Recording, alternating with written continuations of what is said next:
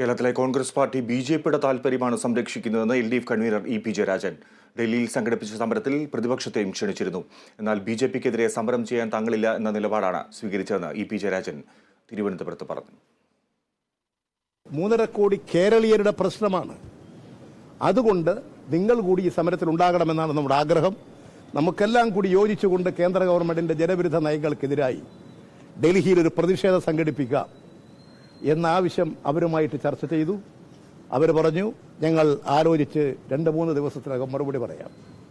2-3 ദിവസം കഴിഞ്ഞപ്പോൾ അവർ പറഞ്ഞു ഞങ്ങൾ കേന്ദ്രത്തിനെതിരായി സമരം ചെയ്യാൻ ഡൽഹിയിലില്ല, ബി.ജെ.പി ഗവൺമെന്റിനെതിരായി സമരം ചെയ്യാൻ ഞങ്ങൾ ഡൽഹിയിലേക്കില്ല, നിങ്ങളോടൊപ്പം സമരം ചെയ്യാൻ ഞങ്ങളില്ല, ഞങ്ങൾ പ്രത്യേക സമരം ചെയ്യും എന്ന് പറഞ്ഞിരുന്നെങ്കിൽ അത് മനസ്സിലാക്കാം. ബി.ജെ.പി ഗവൺമെന്റിനെതിരായി സമരം ചെയ്യാൻ ഞങ്ങളില്ല എന്ന് തുറന്നു പറഞ്ഞ ഒരു പ്രതിപക്ഷമാണ് കേരളത്തിലുള്ളത്. ആ പ്രതിപക്ഷം ആരുടെ താല്പര്യം സംരക്ഷിക്കാനാണ് കേരളത്തിൽ പ്രവർത്തിക്കുന്നത്?